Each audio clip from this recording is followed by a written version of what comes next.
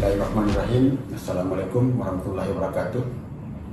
Puji syukur kepada Allah Subhanahu wa Ta'ala atas rahmat dan hidayahnya kepada kita semua, dan salam dan salawat kepada Nabiullah Muhammad SAW.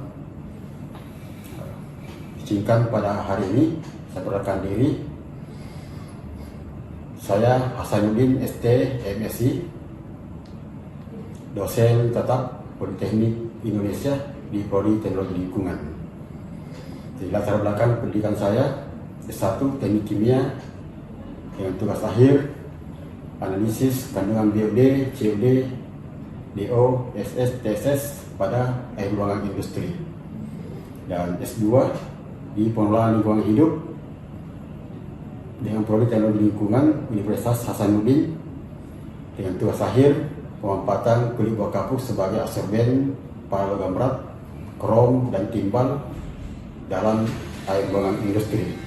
Baik, pada kesempatan ini kita akan memberikan sedikit pengantar tentang deskripsi mata kuliah yang saya ampuh.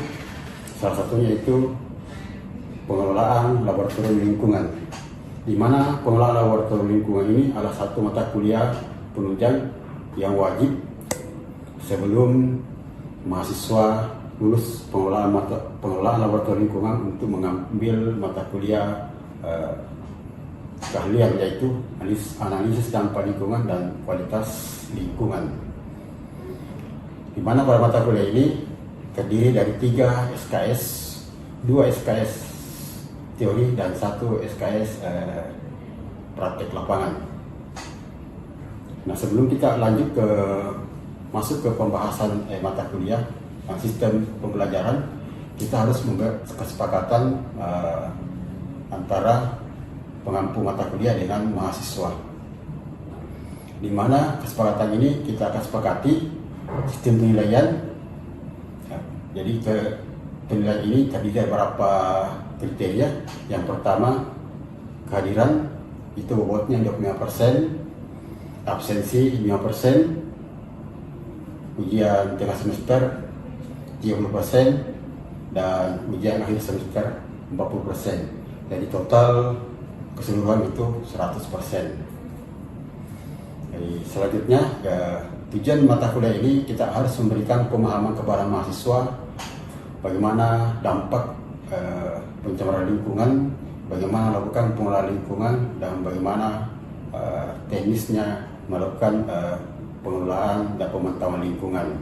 Itu berdasarkan peraturan pemerintah nomor 22 tahun 2021. Jadi sebelum mahasiswa lanjut melakukan praktek lapangan, kita harus memberikan teori secara khusus di kelas, yaitu memberikan yang pertama bagaimana menentukan titik lokasi sampling, dan yang kedua apa tujuan kita mengambil sampel, yang ketiga berapa volume yang harus dibutuhkan atau profesi sampel, dan yang keempat bagaimana kita memperlakukan sampel di lapangan sampai ke laboratorium uji.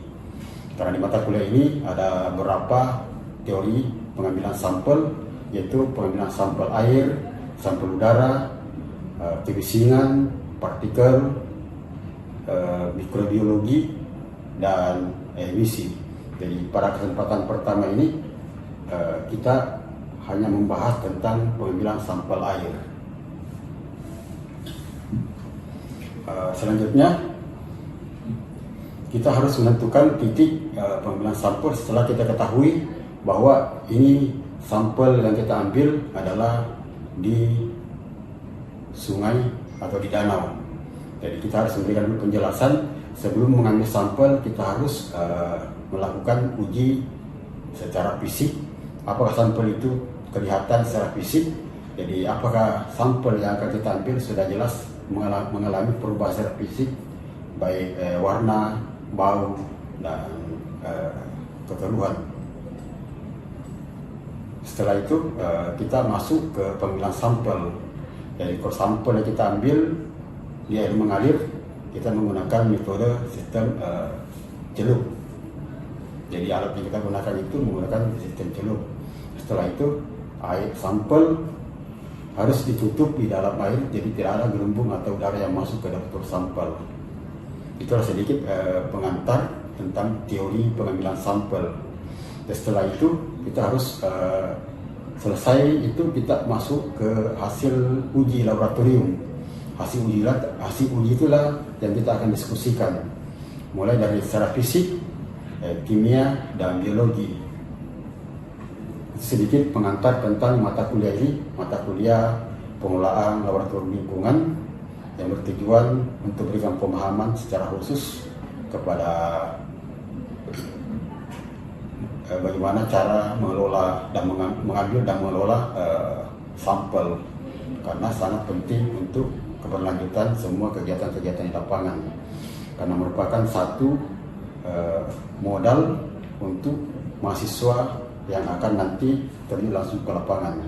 Karena itu adalah merupakan satu kesiapan mereka untuk terjun langsung ke lapangan dengan modal pengalaman sebagai tenaga sampling.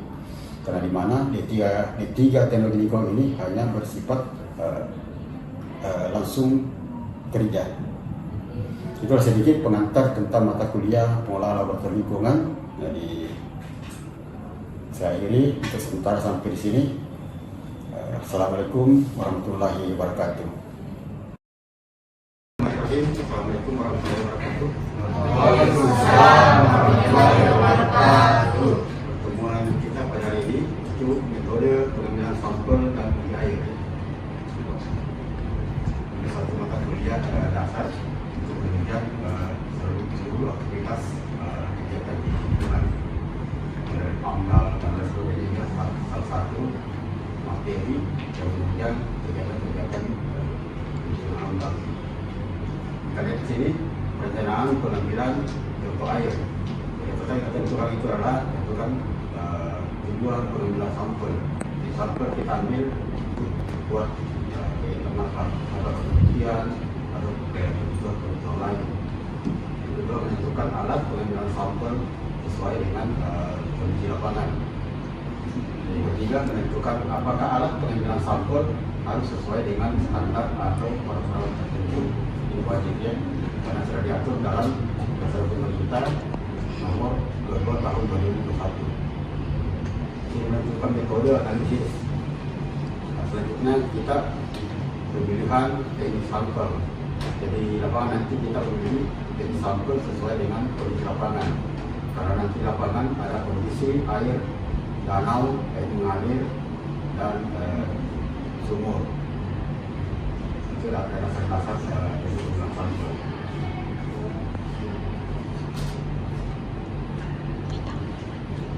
Kesiapan pengambilan sampel, jadi kita harus siapkan personilnya, peralatan melalui parameter lapangan, prosedur pengambilan sampel, pada sampel, bahan pengawet, menjadi diperlukan dokumentasi dan rekaman lapangan. Jadi bahan pengawet ini bertujuan untuk agar sampel air ini tidak terpengaruh dengan kondisi di luar. Jadi semuanya untuk kemudian plankton bentos harus dibutuhkan bahan pengawet sehingga plankton yang juga tetap dalam kondisi itu atau hidup. Biasa kita gunakan adalah bubur atau formalin. Tapi formalin tidak ada pasaran, jadi bubur digunakan adalah bubur. Jadi satu parameter sampel air secara fisik, kimia, dan biologi. Di parameter kimia ada kimia organik dan kimia anorganik. Jadi kalau di parameter fisika kita tentukan temperatur, warna, kekeruhan, gaya antar listrik atau padatan. Sedangkan parameter kimia anorganik itu pH atau keasaman, alkalitas, amida, sulfat, fosfor, nitrogen, logam, dan gas, dan beberapa lagi unsuran lain. Kimia adalah parameter standar. Sedangkan parameter kimia organik yaitu ada DO, DOD, COD, TOX, minyak dan lemak, deterjen, fenol. Ini yang biasa dapat mempengaruhi kualitas air di dalam lingkungan jika salah satu melebihi baku mutu. Inilah contoh sistem pengambilan air sampel. Jadi pengambilan air sampel di sini, sampel air ini salah satu alat. Jika contoh air yang kita ambil atau sampel yang kita ambil itu di tempat yang sederhana, kita bisa menggunakan dayung atau bahasa lokalnya itu timba ya, tapi dia harus punya gagang panjang. Bisa juga menggunakan langsung botol sampel dicelupkan ke dalam air. Dan sebelum kita celupkan dalam air, botol sampel ini harus dicuci terlebih dahulu sehingga bersih dari unsur-unsur yang lain selain dengan contoh air kita ambil. Jadi tujuannya untuk menghindari adanya pencemaran sebelum sampel kita uji di lab. Ini alat yang cukup sederhana yang sering digunakan di laboratorium resmi yang berstandarkan. Dia punya alat seperti ini.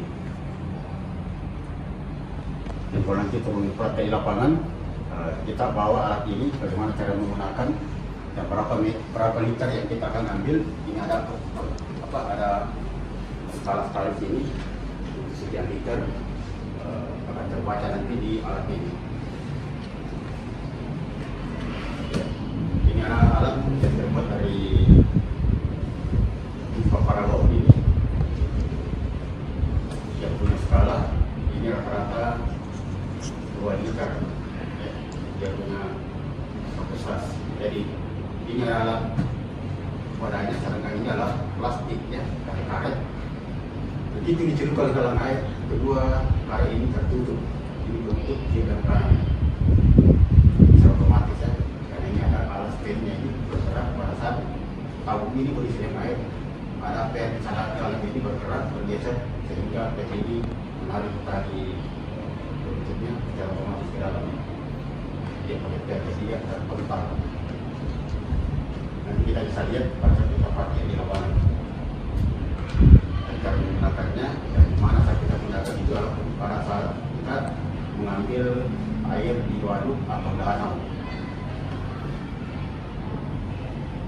Seperti sini ada yang ditanyakan sebelum kita lanjut ke berikutnya.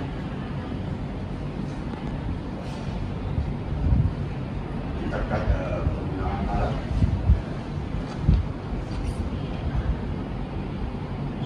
Kalau ini ada air pembantu, kita ada dia bisa dari sifat atau stain. Namanya dia adalah stain. Ini alatnya secara otomatis itu dicelupkan dengan alat yang sebenarnya. Ini dicelupkan untuk mengisi air yang kita ambil ada 2 liter. Secara otomatis penutup ini bergerak menutup alat sampel ini. Dan dia tidak perlu lagi turun ke dalam air. Jadi seumpamanya kita di atas jembatan bisa digunakan alat ini untuk mengambil air. Dia di limbah, kita di atas menggunakan satu dudukan atau di atas jembatan. Seumpamanya kita ambil contoh sampel di Sungai Talok atau Papua, bisa diambil di jembatan dengan menggunakan alat ini. Sama kayak gini. Kalau ini biasa saya gunakan harus mengambil sampel di sungai seperti di Muara, kita di atas perahu. Di sini dia yang digunakan ini. Karena biasa digunakan di dalam penggunaan sampel air di kedalaman sampai 10 sampai 30 meter ini bisa digunakan. Kalau kedalaman seperti itu, di sini 2 liter, tariknya 2 liter berat. Oke, lanjut. Coba.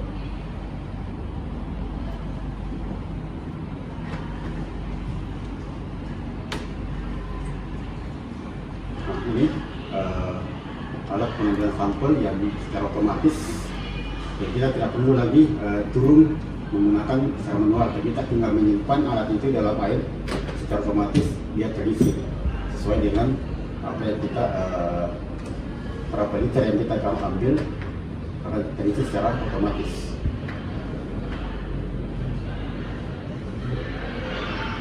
Oke, kita lihat ini alat pengambil sampel itu siapkan botol dewo yang menguji parameter sesuai yang tadi menantang bahwa kita harus menyiapkan segala sesuatu yang akan disiapkan di lapangan.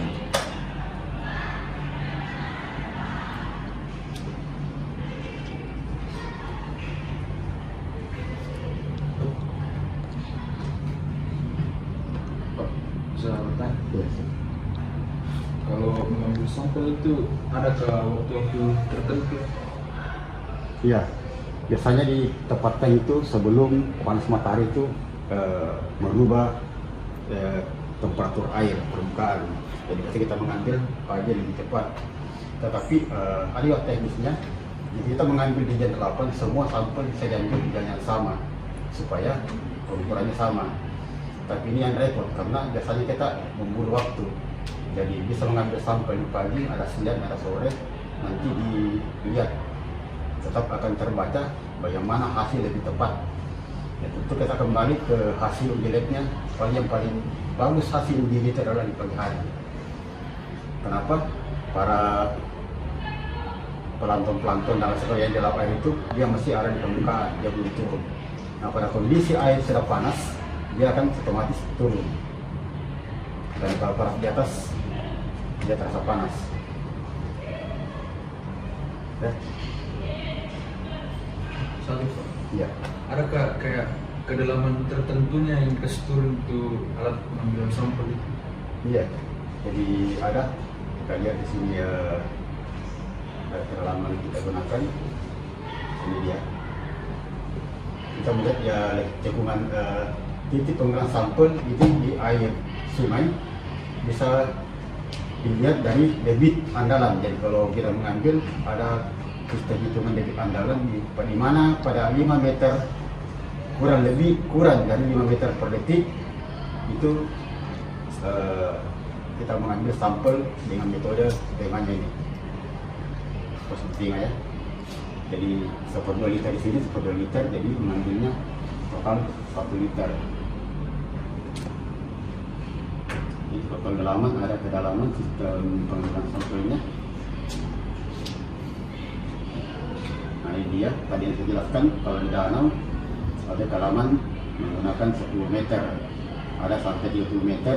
Ini biasa digunakan di air laut.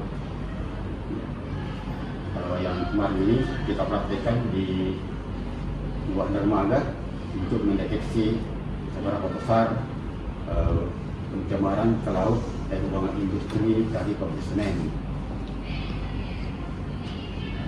Jadi yang kedalamannya 10 sampai 20 meter. Jadi ada metode-metode gunakan ini, tapi secara umum kita itu berada di pengambilan sampel di bawah 10 meter. Ini hal-hal tertentu saja kalau kita mengambil kedalaman ini. Umpamanya kita mau membangun satu dermaga, yang pancanya berada di ujung itu kedalaman air 30 meter, maka kita mengambil sampel sekitar 10 sampai 30 meter. Nah, kalau di air permukaan biasa itu di pinggir itu paling kedalaman 10 meter. Jadi kalau jembatan atau dermaga bisa mencapai 30 sampai 100 meter. Kalau mungkin dia pengurangan minyak itu bangunannya mungkin dia di metode 130 sampai 100 meter.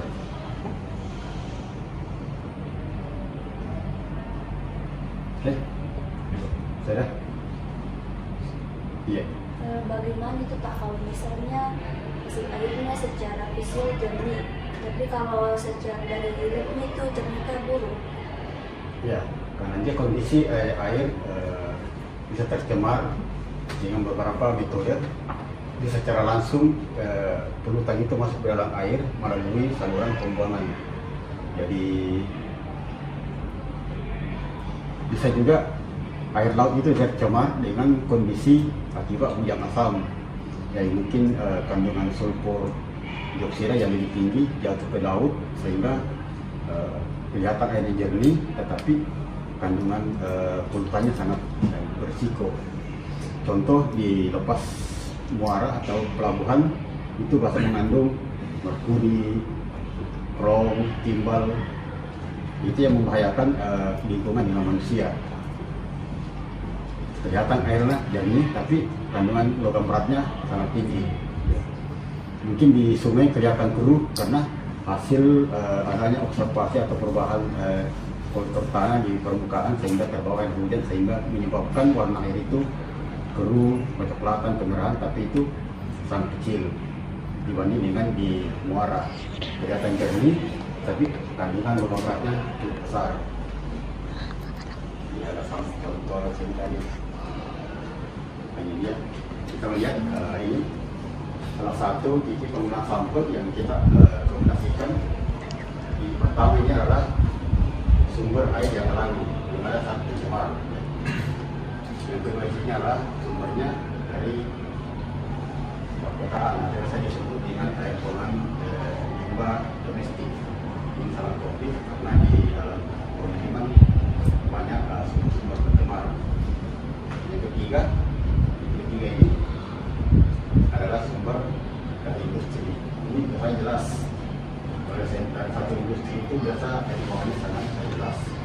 Kita lihat industri apa bahan bakunya dan apa bahan kimia yang digunakan. Inilah urutan yang dibuat dari industri itu. Terus yang keempat ini ada ditentukan di mana titik 1, 2, 3 itu bertemu. Jadi ini bersumber air yang tercemar, jadi bergabung pencemaran dari rumah tangga dan industri. Jadi kita mengambil ini luar dari ketiga titik. Dan terakhir di titik kelima ini di muara. Ini ada pertemuan air sungai, air tawar dengan air laut biasanya, sehingga terjadi perubahan baik temperatur, konsentrasi air sampel ini akan keluar. Kalau tidak adanya air laut, sehingga tempat menggunakannya satu-satu yang ribuan dari sungai. Kalau itu bisa kita ambil sampel airnya dengan sedimen, dan sampel sedimen.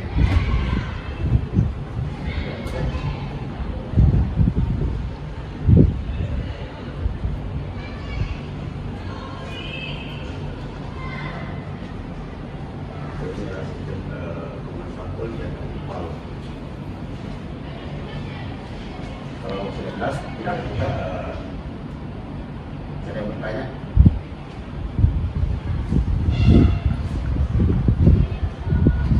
Saya kembalikan ke slide NIPAL tadi Pak.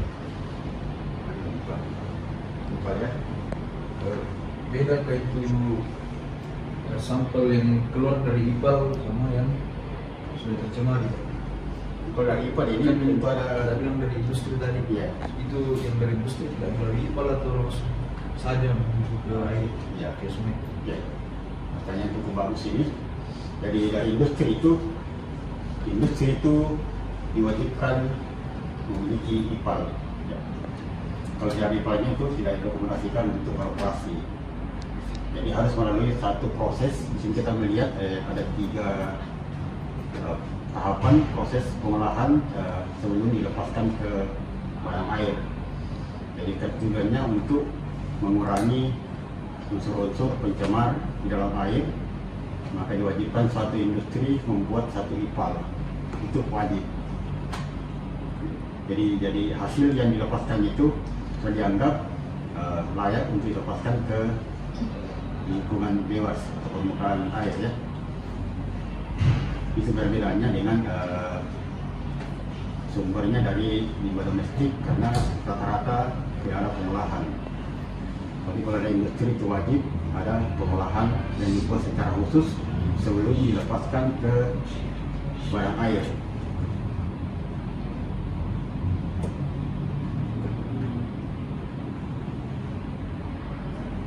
Oke, si ada?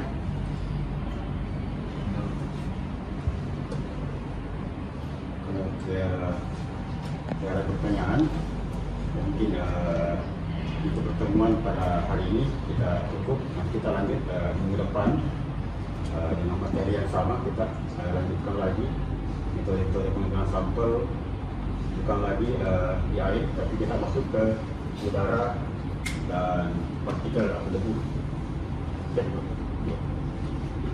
Ya, terima kasih atas kehadiran semua adik-adik semua. Saya ucapkan Assalamualaikum warahmatullahi wabarakatuh. Waalaikumsalam warahmatullahi wabarakatuh.